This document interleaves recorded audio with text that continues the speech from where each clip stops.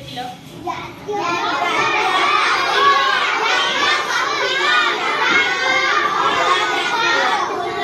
ଜାତୀୟ ପ୍ରତୀକ ହେଲା। ଆମର ସବୁ କଣ ସଂକେତ କଣ ପ୍ରତୀକ ହେଲା ସବୁତାର। ଆଚ୍ଛା ଆମର ଜାତୀୟ ଏଇଠି ଦେଖୁଛ ପତାକା ଅଛି। ଏଟା କି ପତାକା? ପତାକା। ଆର ନାଁ କଣ? ଆଚ୍ଛା ଏଇଟା କଣ ପିଲାମାନେ ଦେଖ? ହକି ଷ୍ଟିକ୍ ହେଲା। ଏଇଟା ଆମର କଣ? ଜାତୀୟ ଖେଳ। ଜାତୀୟ ଖେଳ ହେଲା କଣ? ହକି। ଆଚ୍ଛା ଏଇଟା କଣ ଦେଖୁଛ? ଜାତୀୟ ଫଳ ହେଲା ଆମର ଆମ୍ବ। ଧୀରେ କହିଲେ ସମସ୍ତେ ଶୁଭା ଯିବ ହେଲା। ଆଚ୍ଛା ପିଲାମାନେ ଏଇଠି କାହାର ଚିତ୍ର?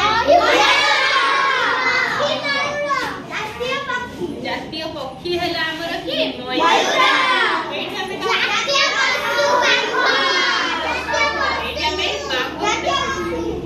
ଏଇଠି ଆମେ ବାଘକୁ ଦେଖୁଛୁ। ଏ କଣ? ଜାତୀୟ ପଶୁ। ଏଇଠି ଆମେ କଣ ଦେଖୁଛୁ? এটা কোন ଆମର ଜାତୀୟ ଫୁଲ। ଆଚ୍ଛା ପିଲାମାନେ ଏଇଠି ତ କିଛି ଚିତ୍ର ଦେଖିକି ଆମେ ଜାଣିଲେ। ମୁଁ ଆଉ ତମକୁ କିଛି ପଚାରିବି, ତମେ ଯାହାକୁ ଆସିବ ସେ ହାତ ଦେଖିବ, ମୁଁ ପଚାରିବି ସେ କହିବ।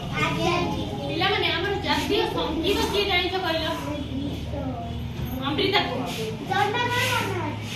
ଠିକ କହିଛି, ଜନଗଣ ମନ ଅଧିନାୟକ।